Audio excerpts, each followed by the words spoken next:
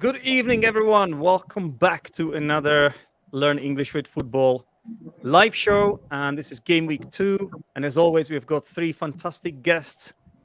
One of them is coming back. He appeared last week. That's Joel. Joel.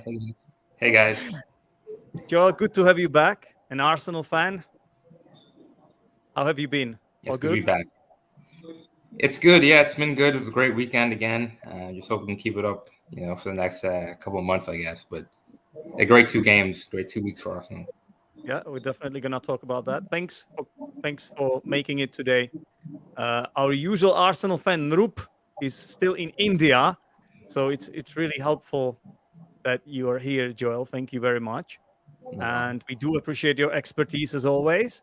And then we've got Clive here. Hi, Clive. Hi, how are you? Hi, I'm great. So just like Joel, just like last week when I said on the show that I'd met Joel, it's the same with Clive. We need to mention this, Clive. Yeah, of course. Yeah. We met up in London at Stratford. Yeah. Gave you a little tour of the local wildlife.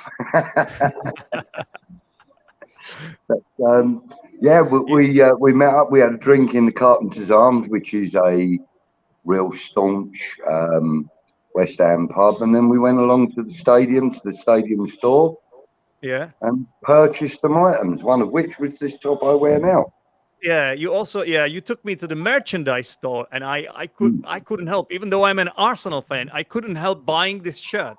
And I was like, how am I gonna do it so that it's not too provocative, or let's say I'm not betraying my club. Well, I decided to buy the second, the less prominent color, right? The second color, which is the blue. I mean, claret is a little bit more prominent on the first shirt, right? So I was like, I'm gonna buy this one. And today I'm wearing this to support West Ham because I know they need my help, Clive. We need everybody's help. Okay, and last but not least, obviously this is your channel down there, yeah? Clive's YouTube channel, Greenstreet Elite, if anybody wants to subscribe. It's a channel dedicated to West Ham, to the club. And it's more to the fans than the club, actually, to be fair. Yeah. It's more dedicated to football fans rather than the club itself, yeah. Fair enough. And last but not least, we've got Jack here, but not the same Jack from last week. We had another Jack, a Brighton fan, but today, this is the first time ever we've got a Tottenham fan on the show. Real controversial, 2 Arsenal fans and a West Ham fan, but no, it's good to be here. Nice to meet you all. Looking forward to likewise about the weekend's action. Likewise, and it's very brave of you to come here, and respect. And we made a strong start to the season, so I can show my face. That's right. Okay, so as always, whoever is watching this live, you guys feel free to post any comments, leave any comments, get involved in the super chat, ask us questions, or the questions that we are asking each other here, you can also answer them in the chat, of course. But without further ado, we're gonna move on to the first usual segment, which is the matches we have seen.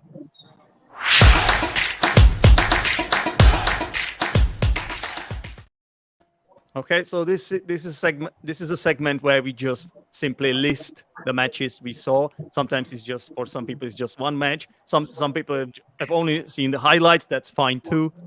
Whichever one it is, we want to know. So we're gonna start with Joel. Yeah, well, I caught all the games last week, but this week I was a bit more strapped for time. So I got the Arsenal game, Arsenal versus Leicester, and most of the City game against Bournemouth, and a little bit of Chelsea Tottenham, but not a lot. Okay, how about Clive? Obviously, I watched West Ham. Well, not Forest West Ham. That was a given. I was going to watch that. I did also watch the Chelsea game afterwards, Chelsea Tottenham game.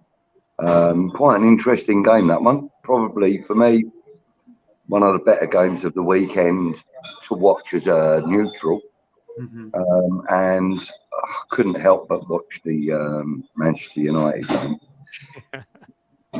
Let's all laugh at Man United. Yeah, exactly. That's why we are here tonight. Yeah, one of the reasons. And Jack, how about you? Yeah, I watched Villa Everton, which was the Saturday lunchtime game, and then watched United's collapse at Brentford on Saturday evening, which was good fun, and then obviously watched the Chelsea Spurs game on Sunday afternoon. So I've just realized I didn't really talk about your website, Jack. So you are an English teacher. I am an English teacher. Yeah, that's my personal website for my tutoring business. So yeah, one-to-one group classes, writing feedback, all the information on the website there. Fantastic. This is probably the only reason you've been invited onto the show, because you are a teacher. I mean, you have to stick together despite our differences. And yeah, because I'm a Spurs fan, you need As Spurs. Joel and I feel, we feel like we're on our first day at school. I have to say it's been difficult, to finally, if we finally have a Spurs fan, so it's been difficult for me to invite you, but you're very here. magnanimous of you. All right. So, do you know what? I'm using this StreamYard, and I don't know why the names are not showing. I need to click something somewhere, but I don't know. But anyway, it's not an issue, I guess. So I saw a lot of games again. The first one was the Aston Villa Everton game. That was the early Saturday game. Then I watched the Arsenal Leicester game. And after that, just like Clive, I couldn't help but watch Brentford, Manchester United. And then on Sunday, I saw both games. So Nottingham Forest, West Ham, and Chelsea, Tottenham. And I agree that was probably the most entertaining game. It was.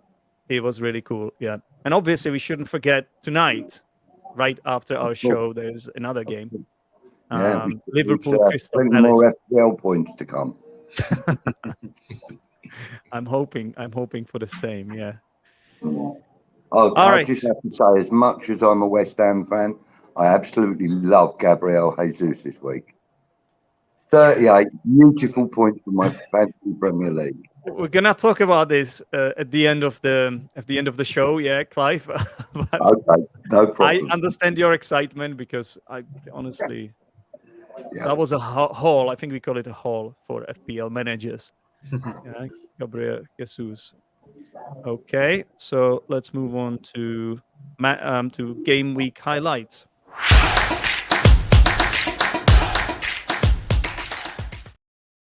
So which one do we start with? Which game happened first? I guess we're gonna discuss our teams first. So I think we're gonna start with Arsenal. That was the first game of the fans. So Joel, 4 to win, a comfortable performance from Arsenal. Yeah, I mean, it was a pretty comfortable performance in the end. Obviously you would have liked them to be a little tighter at the back. Just got a little sloppy in the second half.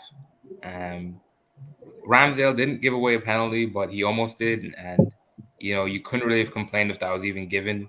It was not a lot of contact, but, you've seen those kind of penalties given before. So it's still a great performance, though, especially as Clive said, from Jesus. I don't play fantasy, but, I mean, he was incredible, at the weekend.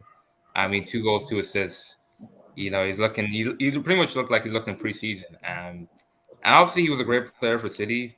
But he even looks sharper now, quicker, better finisher than he was even when he was with the champions. So, I'm just really encouraged by what I saw from him. And offensively, he really had the same pretty good story from anyone from Arsenal. Odegaard, Saka, even Xhaka. Granted, Xhaka played really far forward on Saturday. He really was in the box a lot, which is quite odd. But he did some damage there and he scored. So, that was really quite surprising to see. But in general, he got an assist as well. I think he has an assist and a goal. And I think that he had another chance as well. That was a surprise. Yeah, Granit Xhaka. Really, he really seems to be in a great form at the start of the season. So, what do you guys think about Gabriel Jesus? So, fantasy football aside, Clive. Fantasy football aside, Isn't he a fantastic signing for Arsenal? What do you think? Absolutely quality signing for Arsenal. Joel mentioned that he wasn't such a great player for City, but then, without sounding rude, without meaning to sound rude, he's a bigger fish in a smaller pond at Arsenal. And with the players that he had around him at Manchester City, it was very difficult to become, the big shark in the water, if you want. Whereas at Arsenal, he has some great players around him. Don't get me wrong, but he seems to be able to display his talent a little more easily, freely, and 2 goals and 2 assists. That's no mean feat. No mean feat at all. And in a league game such as the league that we're in, that's a great stat. And yeah, more power to Arsenal because they've signed a fantastic player there. Mm-hmm. Yeah, well, Jack, the pundits, they actually say that Tottenham also made great signings. So would you agree that both Arsenal and Tottenham seem to have done really well on transfer market? Yeah, I think we've had a great window so far. Very happy with our business. I think Arsenal have done good business as well. I think Jesus is a shrewd signing. He's already established in the league. He's proven quality. There was very little risk of him not working out, joining another top Premier League team, and it's not really a surprise to see that he's hit the ground running because he showed his quality at Man City, but as Clive said, he wasn't a regular. He didn't have the chance to play 90 minutes every week like he will at Arsenal. So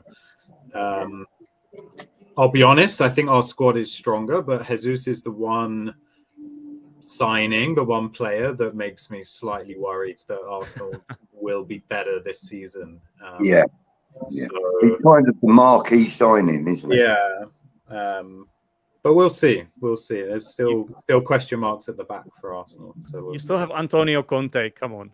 Yeah, we'll talk more about Conte. How long for after yesterday? We'll talk more about Conte, I'm sure. Yeah, we will for sure. Joel, so Saliba scored an own goal, quite an unfortunate one. It was a bit of a fluke.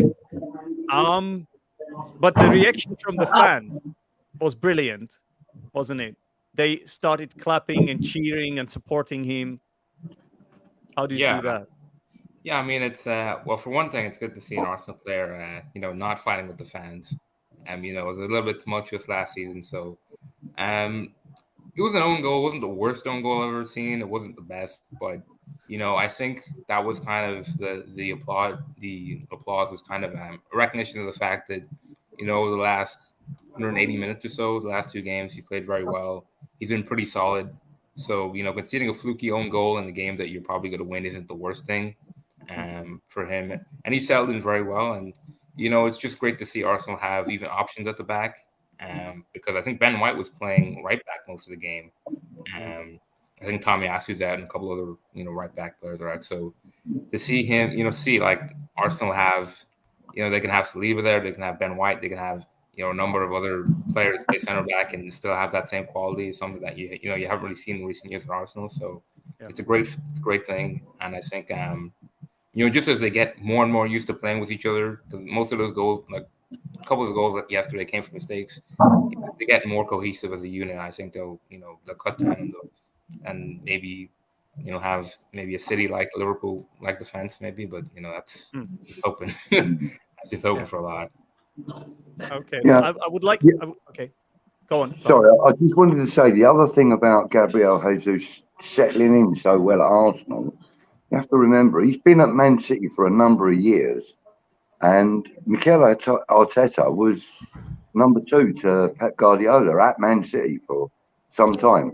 So they would have already have been familiar with each other. Mm-hmm. So working together would have been a lot easier for them two than it would have been perhaps for many other managers that are bringing in players.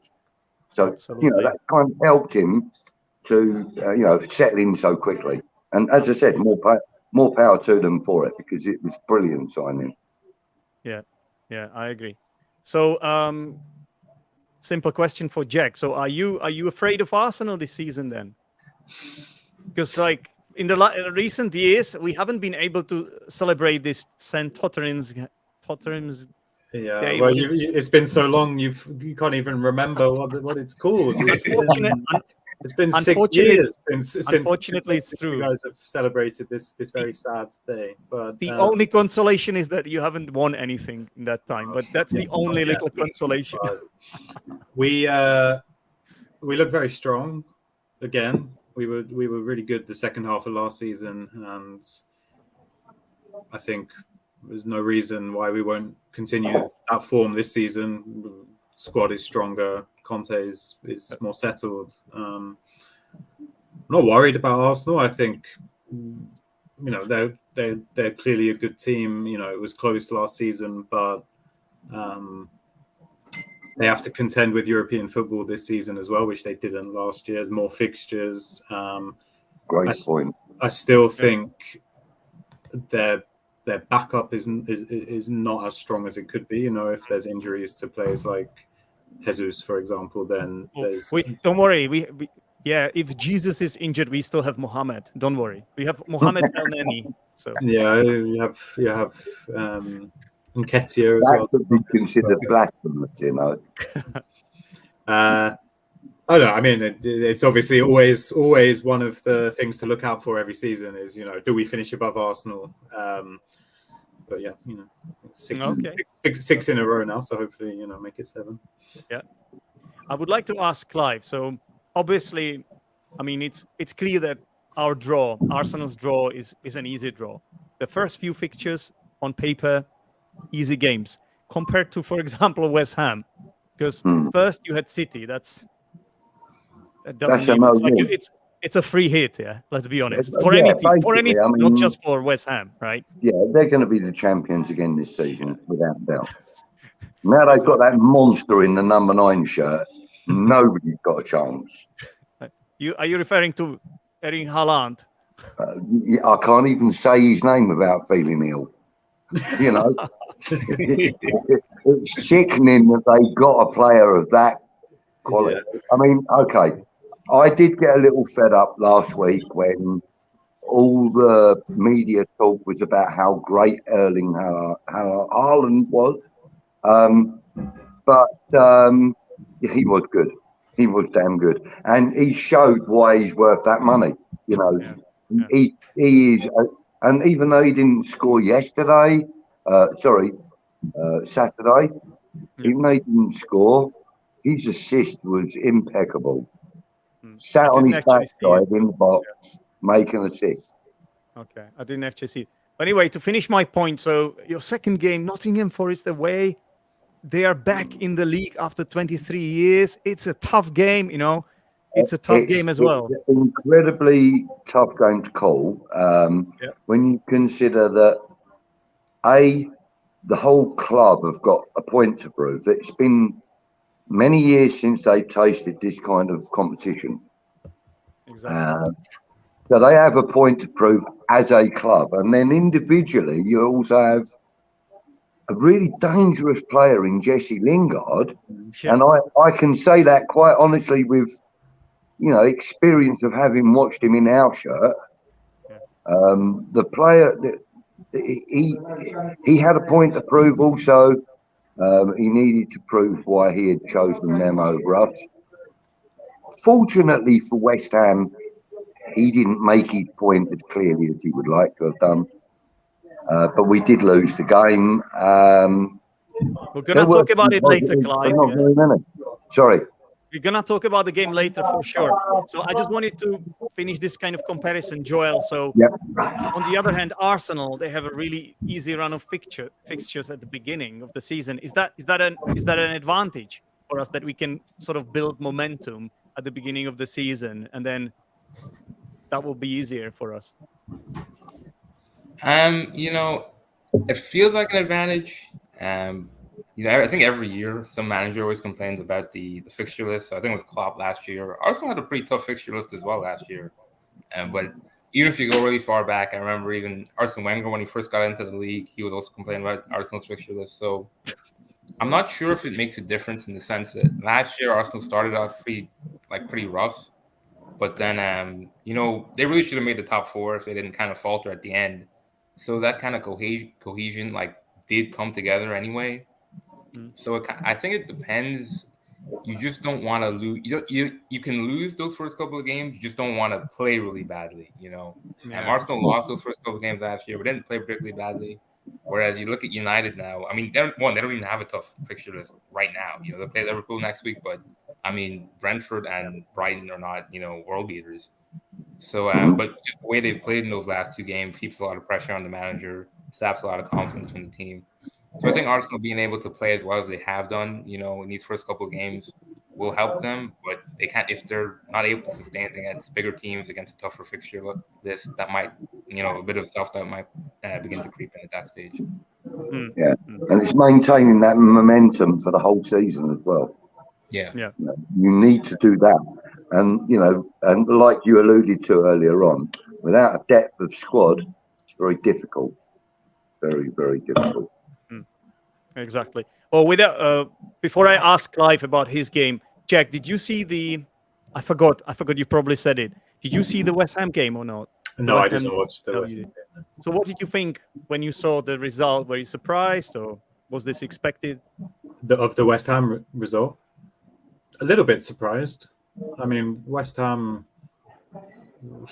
strong team. They had a really good season last season.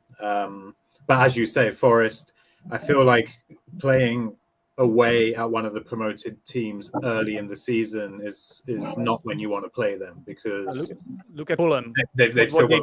Look at Arsenal last season with Brentford. Arsenal last season, this season, Fulham, what they did to Liverpool as well.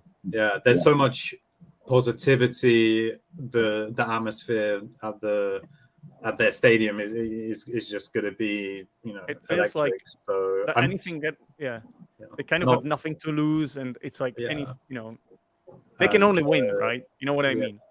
Yeah. So I mean, like I win think lose or draw, it's a win for them, really, isn't it? Forest have made a lot of signings, and they're clearly going for it, right? They're not. They're here to stay. So that'll be a tough game for anyone. Yeah, Clive. So let's do this. So 0 points after 2 games. The City game doesn't count because everyone is gonna lose against them. Maybe bar Liverpool. Yeah. Having said that, we played against Man City on the opening day of the season for us, and we lost 2-0. 3-4 years ago, that would have been a 5-6-0 drubbing for us. That's true. So we've massively improved over the last 5 or 6 years. Yeah. So that just gives us a little bit of confidence for the rest of the season. Now we move on to yesterday's game. Well, as I said, look at what happened to Arsenal last season with Brentford. So nobody should take it for granted that if you're going to play against a promoted side on early part of the season, that you're guaranteed a result. There is no guarantee. No. We kind of went out there yesterday with a guarantee in our back pocket that was literally taken out and torn up. Couple of dodgy refereeing decisions, which is standard for most games these days. Now, I'm not really going to put too much on that. I do, however, feel that both goals that were disallowed, the West Ham goal and the Notts Forest goal, I do believe that they should have had a better look at it, because I think there was more to it. And I think that either or both of those decisions could have stayed as goals. I really do believe that. And there is more to come when we discuss the Chelsea Spurs game, right? God, Can I just ask why Declan Rice is on penalties instead of one of your attacking players? It is one of the questions on my list. Exactly that. Okay. So one of the questions that probably 90% of the West Ham faithful are asking as well. So to be fair, the club captain at West Ham traditionally and generally gets penalty responsibility. However, Declan Rice isn't a penalty taker. Clearly, he's not. No. He's not Mark Noble. He's never going to be Mark Noble. At penalties, Whereas he's better player than Mark we Noble. do have 3 or 4 other players in our squad that have been there a number of years or a couple of seasons or more that are far more suited to that job than Declan Rice. The fact that he's the club captain is the reason he was given the ball to place. That's all I can tell you.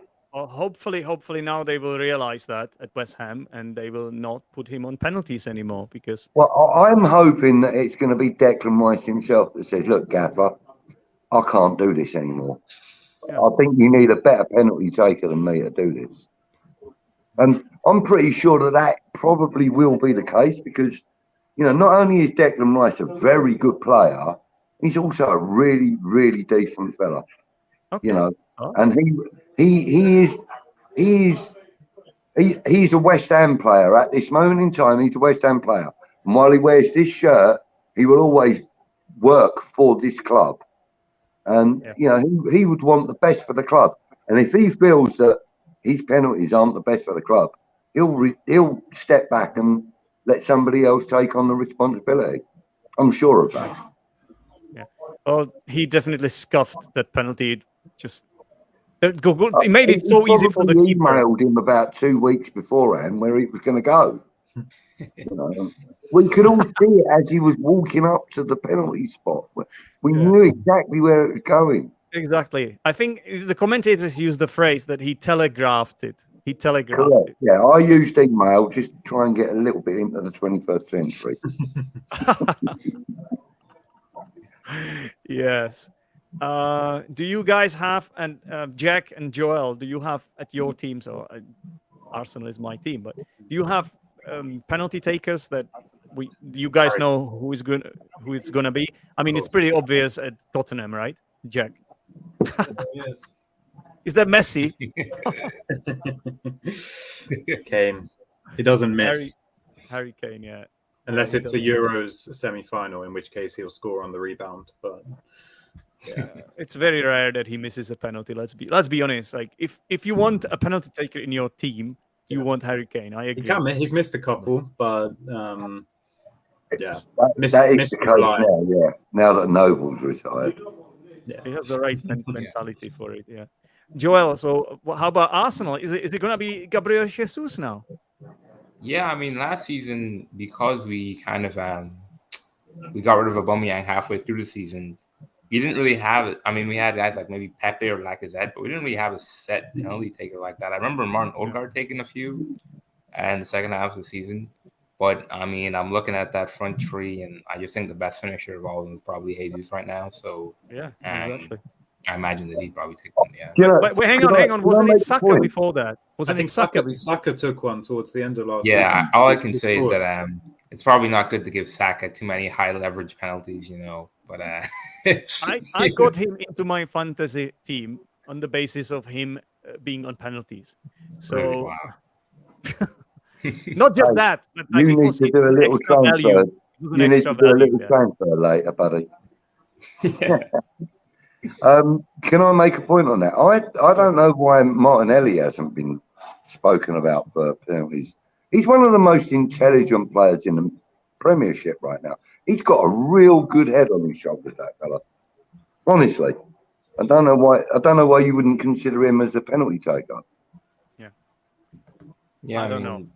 Anyway, Clive, I need to ask you about something. So, go. I watched one of the videos from the Hammers Chat, YouTube channel. Yeah. And they were talking about the fact that you guys had black shirts on the hottest day of the season. Why? Why was that? Who made that decision, Clive? Well, actually, that decision was probably made by this company right here because they haven't released the third kit yet. Oh, okay. And our third kit is always a lighter kit than the second, the away kit. So now we have claret and blue, we have black, and we have no alternative. I always thought that black shirts is just for the referees. Historically, it was the referee who wore the black shirt, right? Actually, I think it was Northampton Town originally started off with black shirts. Okay. I think it was Northampton Town. But hey, we're talking about pre-dinosaur era, so I think the only reason that we were wearing the black shirts is because this is too close to red, and we don't have a third kit at this moment in time. Umbro still haven't released it. Okay. Call it a clash. There was a colour clash. Of course, yeah. And you can't ask a home team to wear their away kit, which is white for Notts Forest, I believe. No, yellow, isn't it? Oh, I don't know. But it's got to be lighter than black, surely. Right. Sounds like excuses complaining about wearing. Well, no. I mean, listen, for me, that is an excuse. I think that, you take the cards you're dealt and you play the hand you have, in life. And if your only away kit is black and it's 31 degrees or 29 degrees out there, live with it. Your job, you're being paid to do it, and you're being paid handsomely. Yeah. If I was being paid anywhere near half of what these guys were being paid, I would slog my guts out for it. Do you know what I mean? So, that's no excuse. It's no excuse for me. Well, I think you were a bit unlucky in that match. Let's be honest. You hit the crossbar twice. There were a lot of other chances. Then obviously the penalty was missed. So you should have won that game, or at least allowed goal that should have been allowed. Maybe, but let's be honest. Like there were more chances that should have gone in. How much distance do you think was between Mikel Antonio when he clashed with the Notts Forest player and Ben Rama when he? To be honest, you could have also. You could have driven a bus through that gap. That's what I'm telling you. You really could have driven a bus through that gap. So he wasn't close enough to make a suitable challenge against the goal scorer. So Clive, when I was looking at it, it might have looked as interference, to be honest with you, because Antonio was trying to get into a position and he was impeded by the Nottingham Forest player. So I mean, I don't know. That should have been a penalty because it was inside the box. And then I don't understand. No, yeah, but you know what I mean. Like, why is it a foul on Antonio? I don't get that. Like, it made no sense to me. But at the same time, like, I understood why they gave it. It's hard to explain really. It was a bit like 50-50 for me. Given. Both hands were at chest level. And that's the only reason it was given. Yeah, probably. It was deemed as being a push. Okay. Yeah. So, Joel, there are some West Ham fans, probably not Clive, probably not any reasonable West Ham fans, let's be honest, who are calling for Moyes out. Is this something familiar from last season when the same happened to Arsenal and some of the fans were shouting Arteta out? Like, is this fair? Why is this happening after 2 matches? After everything that David Moyes has done for this club, 2 seasons back to back, making Europe, and then after 2 matches, one of them is City. There is hashtag Moyes out. Joel, is this reasonable? Yeah, I think there's a lot of factors in that. One is that ever since his United stint, he hasn't been a very sympathetic figure. He's often kind of laughed at. I think the United stint, and then he went to one of the Spanish clubs. I forget, Rayo Vallecano or a club like that. Sociedad. Sociedad. And it just didn't really work out from there. So between those 2 events, he just hasn't garnered a lot of respect that he probably deserves. He was a great manager for Everton for over a decade. And if I remember correctly, Clive will know more on this, but he was at West Ham before this stint. And then, and they were doing really poorly that season. They were in the real relegation battle. He rescued them from that. He got them almost into the top half of the table. And then they sack him. They get Manuel Pellegrini. They spend a ton of money, and that fails too. So then they bring him back, and they're pretty comfortably in the top half of the table these last 2 years. So I think Moyes I don't know what it is with him and the fans and the club management over there, but he really has been able to garner the respect that he probably deserves. Yeah.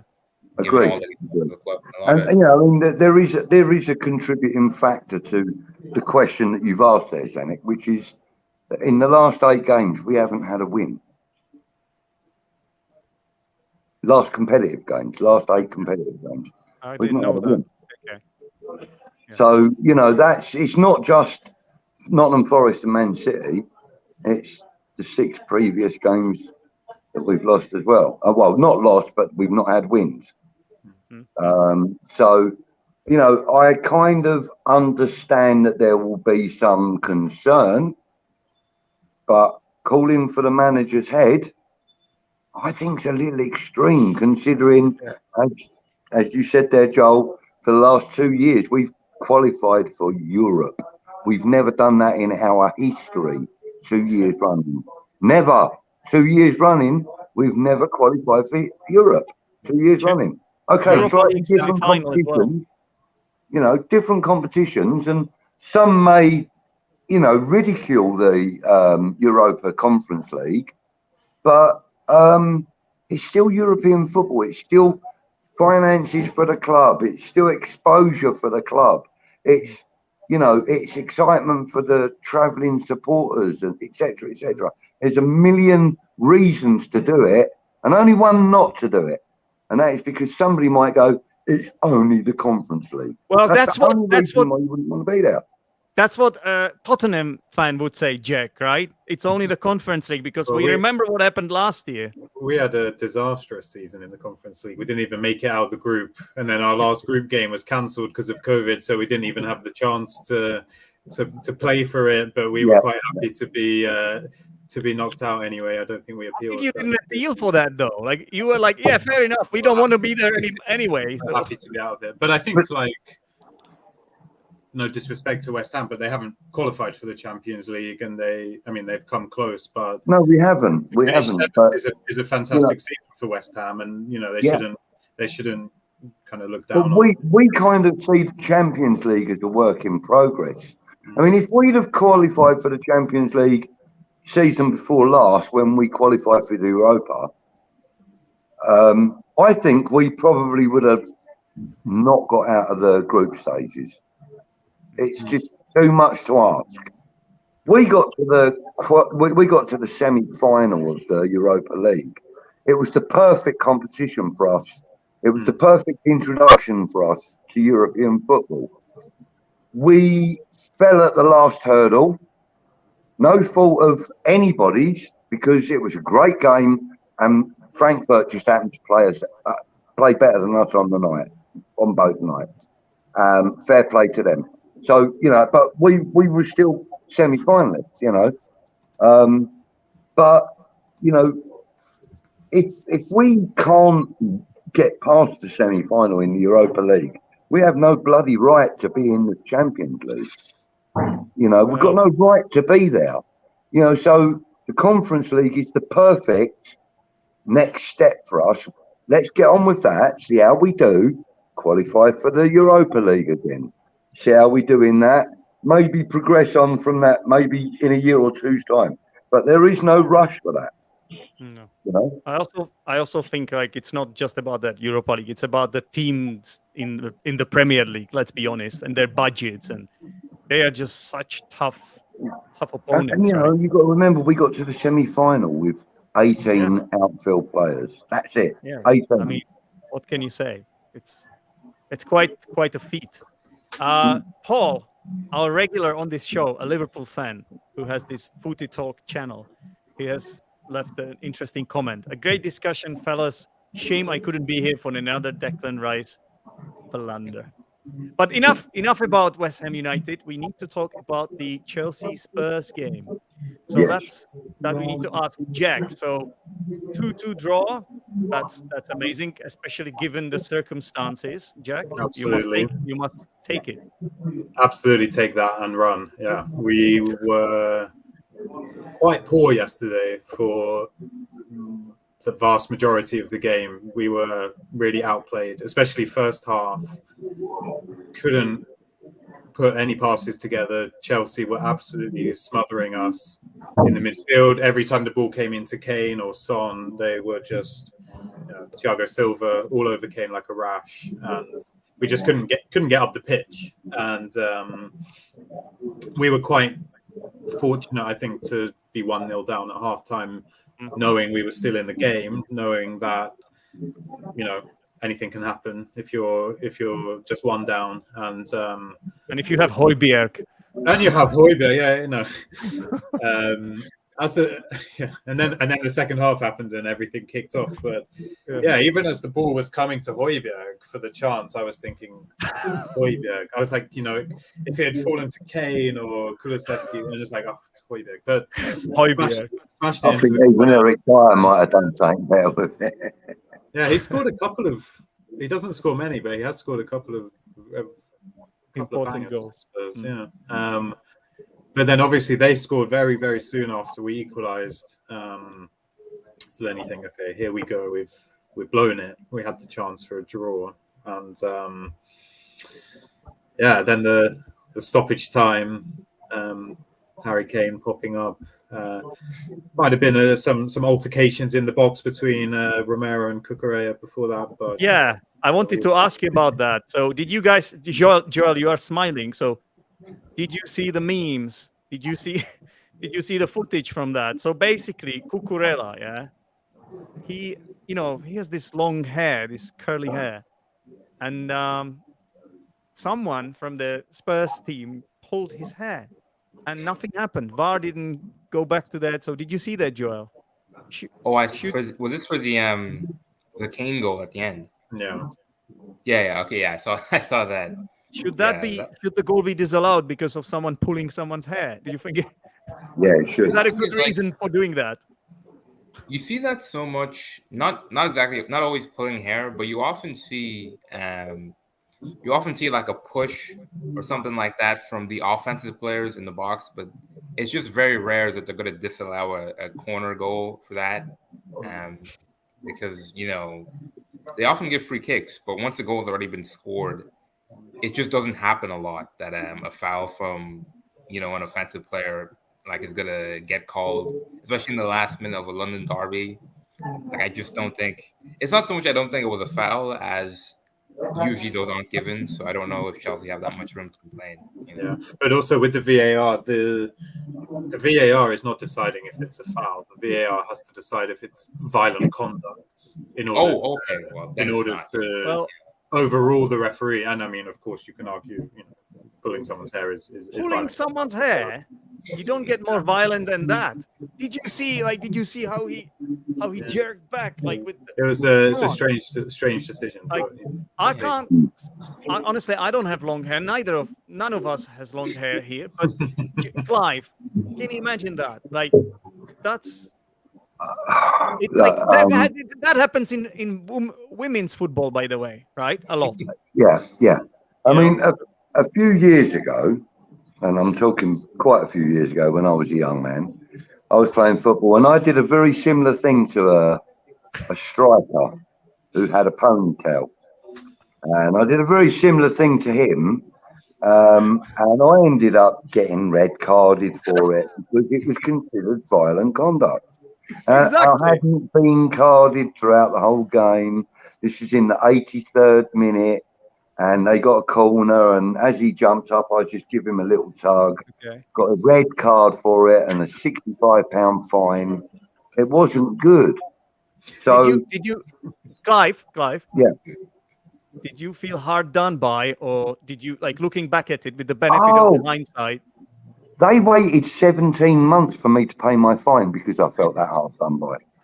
17 months. They threatened me with court action before I paid it. What? Yes. Because I felt that I shouldn't have been given a fine. Of course I felt hard done by. Having seen what I saw in that Chelsea game yesterday, maybe I should have paid the fine the day they actually give it to me. Do you know what I mean? Because that was actually not very good. It wasn't very good at all. Not only is it not professional conduct, but it's not manly either, is it? Okay, It's not a manly thing to do. Let's just say we got away with it. We got Yeah. away with it. Well, if we try to spin it a little bit, Joel, yeah, tell me, have you played football before, like for a Yeah, team? Yes. So why do you even have such long hair? Like, isn't this some? Yeah. Isn't that a Great disadvantage for you? It's a great Is it- question. Yeah, and his hair is odd because it's like a mixture of Ibrahimovic's hair and David Luiz's hair in one player. It's like players like Luiz, like With Fellaini, such used a to have mild all their hair on thinking. the top of their head. David So Luiz, it's yeah. not actually that easy to pull because they're tall guys and it's at the top of their head. I feel And like Ibrahimovic we're has straying thick hands, into but he's also a tall victim player. blaming here. Yeah, Yeah, but so you've got to also remember just players think that like his hair David is so long Luiz, that, Fellaini, and them guys. None of them had Kral, their hair Alex pulled. Kral, Clive, Alex Yeah, Kral. none of them have had their hair pulled. You So, know what? why You know, would Clive, yesterday's thing be any less Clive. offensive? Do you know why Alex Kral didn't have his hair pulled? Because David Moyes didn't even play him. That's why. Probably that's the reason why he didn't play him, because he doesn't like Sideshow Bob. any players in his starting 11 with There's such hair. nothing wrong with Sideshow Bob. You leave him alone. Okay. Well, Jack, don't you think like it could even slow the player down? He's carrying extra weight, right? Yeah, I mean, there's something when I first saw him playing for Brighton, I couldn't take him seriously because of that look. His very uncommon look for a footballer. But I mean, he's entitled to it. Of course, hair. I was all joking. four of us can only dream of having This is having a head of hair like that. So this is probably why we are talking about it so much. You should shave it all off. Very nice. Yeah. Okay. Very good.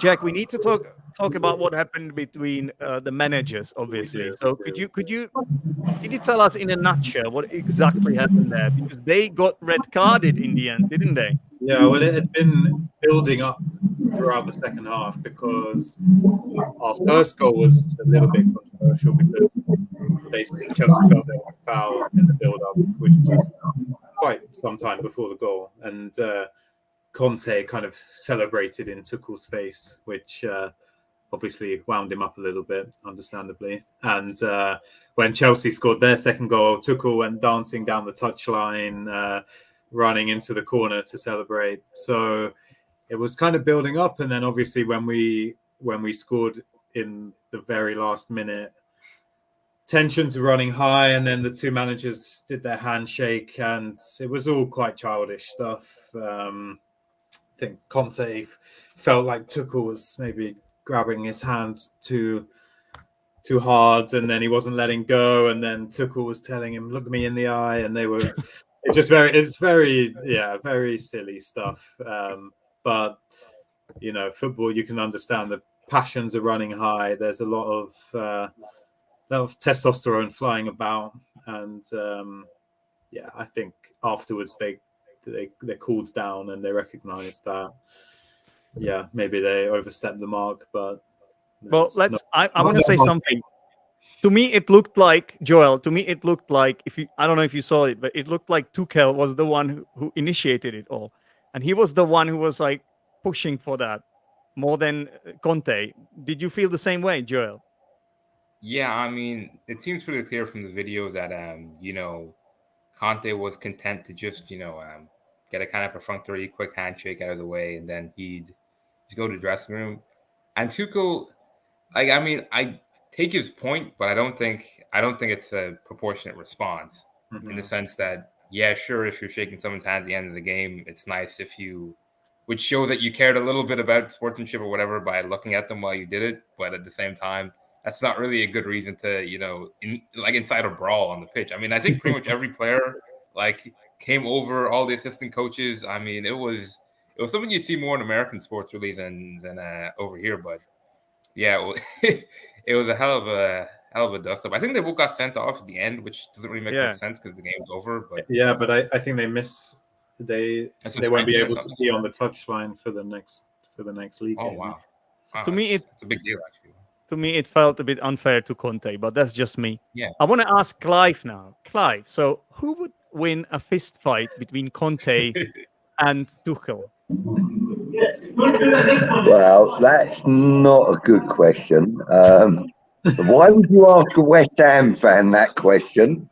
Okay, I'm claiming that this is a little bit of needle here going on. Well, to be honest with you, I've got a funny feeling that Conte's got it in the bag. For me. Bit of a street fighter, isn't he, Conte? I think Conte's a little bit tasty, mate. Yeah, I agree. But you know what I am thinking? Like, Tuchel is very, very smart. And I feel like he would have some sort of trick up his sleeve or something. He's the taller man as well. He's got the longer reach. That's true. I'm backing. I wouldn't like to put my money on either of them, if I'm honest with you. I really wouldn't. All right. But nice point for Spurs. 4 points.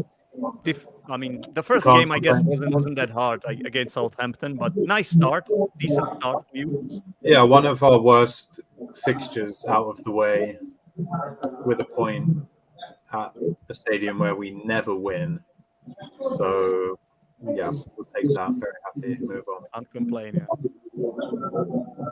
All right. Excellent. So we do have to talk about that Manchester United game a little bit. Yeah. So, Joel, did you watch the game, Joel?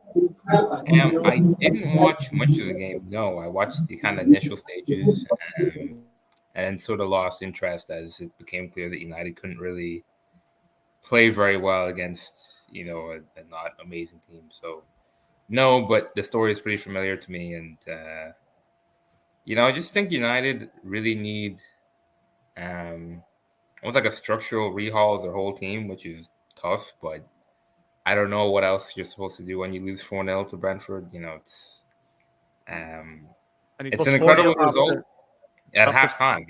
35 minutes or something like that. Yeah.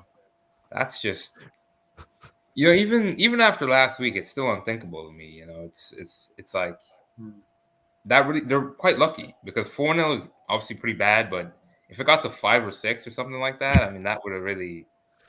I mean, even in the second game, I don't even know if Ten Hag could survive that kind of scoreline. So, yeah, it's just incredible. But I guess probably everybody else has more to say than I do. I don't really see much. Yeah. I have heard this joke that well, I'm gonna find it somewhere. I wrote it down. Just give me 1 second. Where am I looking? 1 second, guys.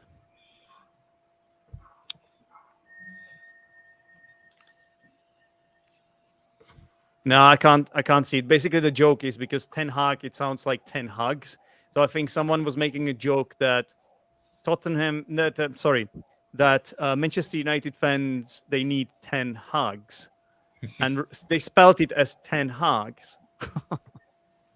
It's good.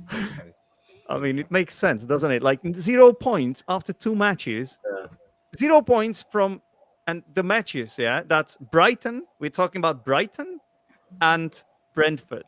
Okay, they are decent teams, but it's not like these teams shouldn't be beaten, right? What I would say is Brighton and Brentford are exactly the kinds of teams who will do well against a dysfunctional team because they have two of the best managers in the league tactically in Potter and Thomas Frank. Yeah. And they just exposed United's weakness. And sometimes it was a little bit like Arsenal at times last season when they're such a good footballing side, but sometimes they come up against teams in the past who are a little bit wily and they kind of figure them out. And Arsenal got a lot better at that last season, but United are in that position where look, they got some great forwards, Fernandes, Ronaldo, now, Sancho, Rashford, sometimes, not so much these days, but they can win games just by moments of magic, but playing against really well organized teams who can actually kind of figure them out. Yeah. I mean, of course, 4-0 surprising, but not that surprising that they lost to Brentford. I mean, for me, it's quite shocking. Like, I wouldn't expect United to do so poorly. Clive, where do you see this? Where do you see yourself? Where do you stand on this? Well, on the On this situation, on the United situation, and you're right. Listen, okay. I can't stop laughing. I've got to be honest with you. I think it's really amusing that a club with such a massive fan base, probably the largest single club fan base in the world, and I kid you not, they probably are. A club like this that have had so much success and everything else, they just cannot put 2 wins together. They can't even put 1 win together. And I find it amusing as a West Ham fan, but as a football fan, it's quite a shame, really, because they're a club with a very rich and colourful history. You know, let's not forget, you know, that they fielded players of legendary stature throughout their history, you know, and you can't ignore how important that the club is to football in general, but most of all to the Premier League, you know. And it's a shame that United are having such a bad time of it, but it's great for clubs like ourselves, you know, West Ham, Arsenal, Tottenham, the likes of Man City, Liverpool especially. You know, all of these clubs that I just mentioned, we've all got a wry smile on our face because this is happening. It's football. It's it's part of it. You can't feel sorry for them when they've had so much success in the last 25 years that we've all had to endure. So no part of me feels sorry for them. It's just so ridiculous that they have arguably like the biggest footballer that has played the game as well, like in Ronaldo as well. You know, like I know he's a little bit older now, but he's still a legend, right? But they also have maybe the second highest wage bill. I'm not sure, but I mean, they're Maguire massively underperforming. Yeah. But they also have the highest viewing attendance or numbers for a televised game as well, worldwide. The highest number. I'm not sure what the number is. But the reason people are watching them for are different now, Clive. The reason people are watching them for now are different than what they want it to be. Okay, guys, let's do our heroes and villains of the week. That should go quite quickly. Okay, so we start with our heroes of the week.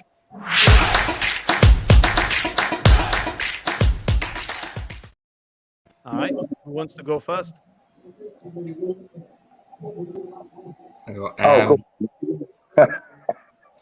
Yeah, well, my hero of the week this week was Gabriel Jesus, the aforementioned Gabriel Jesus. Played a great game, a clean game, 2 goals, 2 assists. I could have had a hat trick, really, and I think if he had a hat trick on his left foot, it would have been a perfect hat trick because he scored. I think his first goal was right-footed. Yeah, it was a great curler. His first goal was right-footed. Then a header from a corner. So I think he had a chance on his left foot. I'm not sure how great a chance it was, but if he had scored that would have been quite nice, you know. And all the Thierry Henry parallels would have been bandied about. My villain of the week. Wait. Just first the heroes of the week. Oh, sorry. Just hero. Sorry. I'm just gonna get mine out of the way. Gabriel Jesus, exactly the same reasons as Joel. Let's not waste much time on that. Jack, what about you? I'll go with Harry Kane. He didn't do anything all game. Missed the 1-on-1. Pops up in the last minute, rescues a draw. Harry Kane. But if I'm thinking without my Spurs bias, I would say Thomas Frank. The way he masterminded Brentford's demolition of Man United was very impressive. Yeah, that's a good choice. Yeah. And what about you, Clive? Okay, so I agree with you two guys. Gabriel Jesus, he's got to be the hero of the week. I mean, 2 goals, 2 assists. You know, 38 points in the FPL. I love him. My favourite. I like it. I like how none of us is ever biased here, in any way, or shape, or form. Right.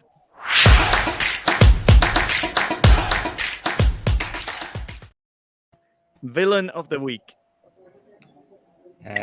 Yeah, I mean, my villain of the week's a player that I have a lot of sympathy for. I think he gets not quite as much respect as he deserves, but wasn't a great week for him. David De Gea is my villain of the week.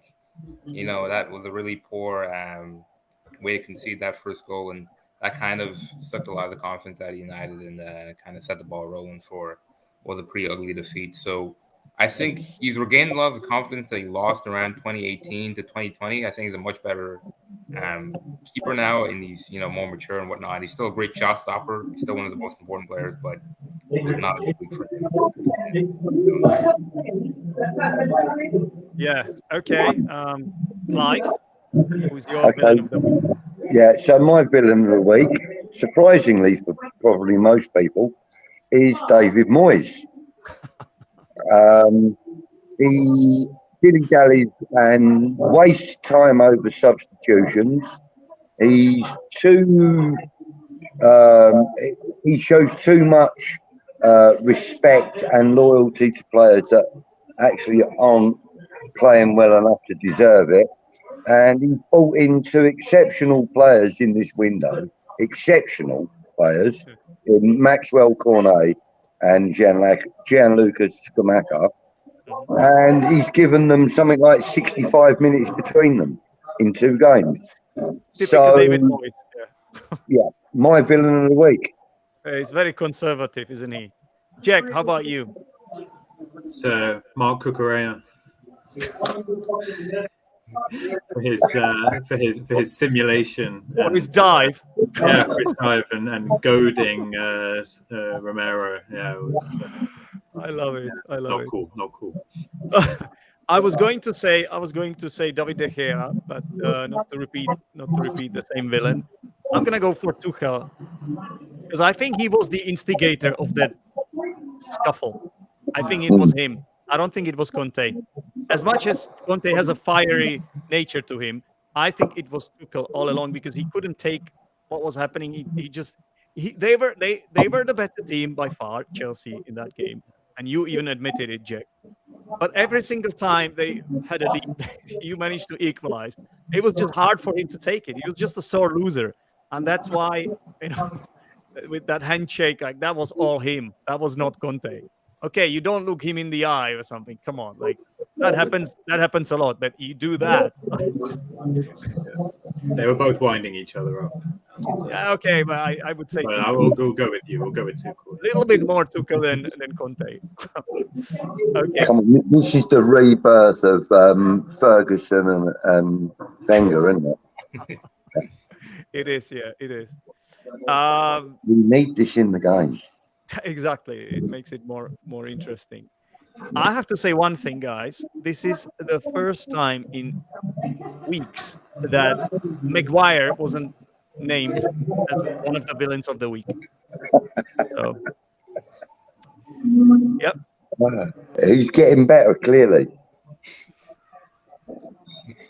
Or the others again. I would say it was the Leandro Martinez who stole the limelight from him in that game. That's why. Okay, guys. So that's that. We're gonna just do about 5 minutes talking about FPL, and that's it.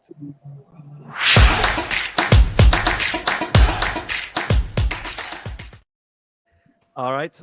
I know you, Jack. You told me you don't play FPL. Yeah, but feel free to stay here if you want. That's fine.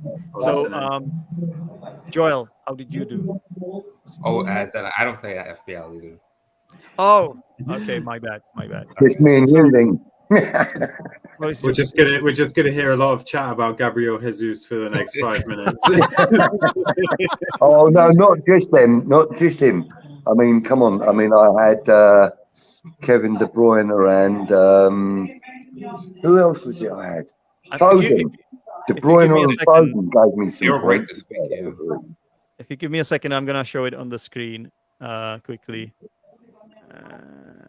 Okay, so sharing my screen. What was your total this week, Janet? Not as good as yours, I believe. It was better than the previous week. I'm gonna show you in a second. So, can you guys see this? There we go. Yeah.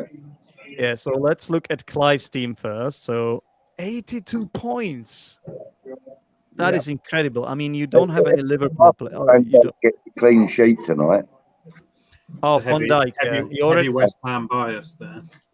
Oh, you know, I've chosen three players from my team. Yes, yes. They got 3 points in total. They got 3 Yeah. points in. No. Declan Rice got -1. Yeah. Oh, so they got 2 points in total. Yeah. So Imagine yeah, you didn't have these let's West Ham not players brag in on your the team. West Ham players. All right. Have a Clive, look at the imagine- City players and Gabriel. Yeah, they're the ones.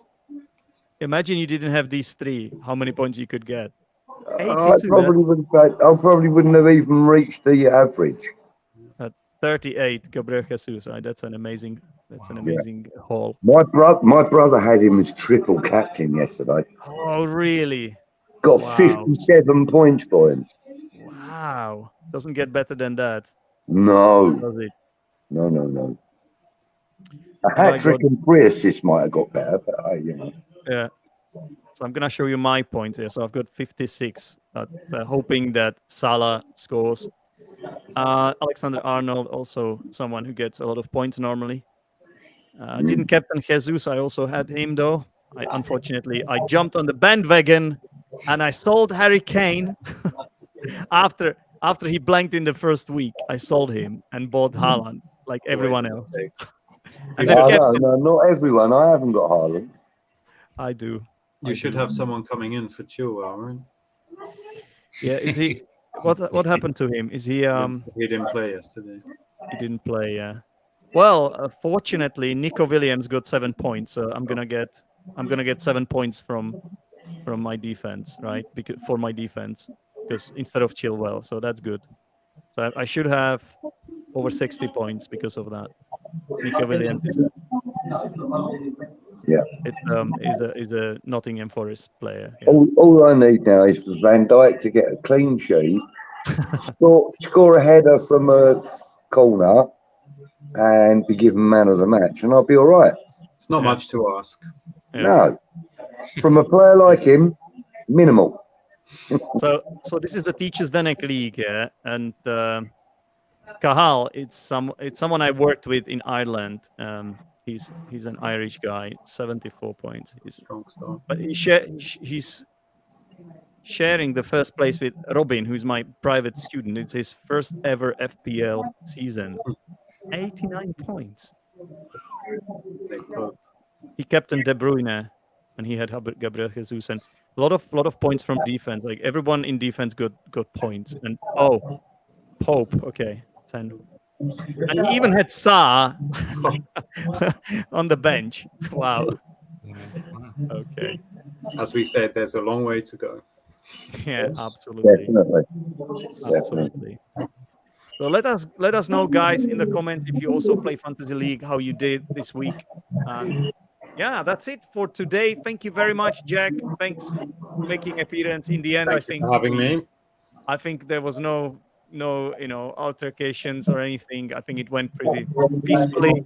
No hard feelings. No hard feelings. Thank you very much. And Joel, thank you too. And Clive, I think you were in a pub today, weren't you? Yes, yeah, I'm in the pub. Assisted by every single James Bond. Lovely. Okay, guys, I'm gonna watch the Liverpool game now. Thank you very much for appearing on the show, and thanks to everyone else who was watching. Don't forget to give us a like, share, and subscribe. Thanks, everyone. Cheers. See you next time. Bye. Bye.